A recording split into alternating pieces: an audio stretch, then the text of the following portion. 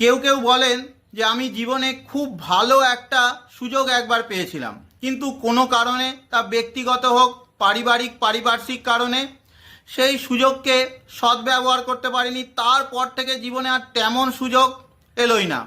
সেই সুযোগটা যদি আমি গ্র্যাব করতে পারতাম তাহলে জীবনটা একদম অন্যরকম হয়ে যেত।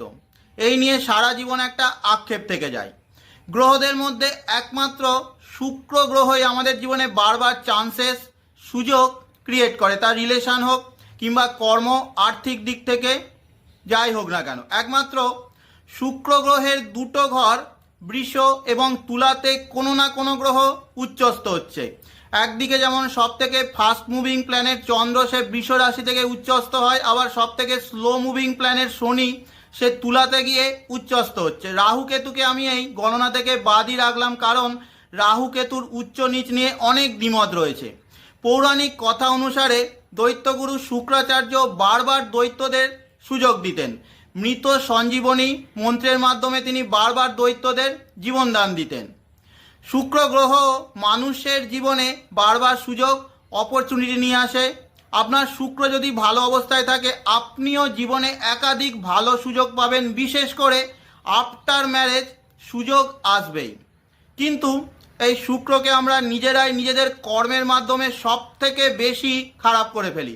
পুরুষদের ক্ষেত্রে অত্যাধিক ধাতুর অপচয়, মহিলাদের প্রতি সম্মানজনক দৃষ্টি না রাখা, নিজের স্ত্রীকে অসম্মান করার মাধ্যমে শুক্র সব থেকে বেশি ড্যামেজ হয়।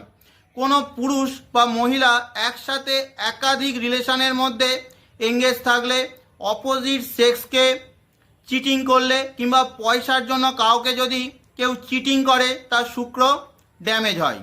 ঘরের দক্ষিণ পূর্ব কোণ অর্থাৎ অগ্নিকোণে যদি টয়লেট থাকে, শুক্র ড্যামেজ হয়। অনেকেই বলেন ভালো পরিষ্কার ব্র্যান্ডেড জামা কাপড় পরলে, সেজে গুজে থাকলে, ভালো পারফিউম ইউজ করলে নাকি শুক্র ভালো হয়ে যায়।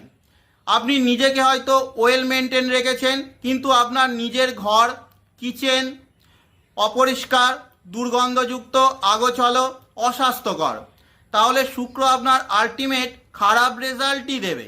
শাস্ত্র বলে যে গো মাতাকে সেবা করলে শুক্রের সমস্ত দোষ নষ্ট হয়ে যায়। তবে অবশ্যই ভালোবেসে সেবা করতে হবে।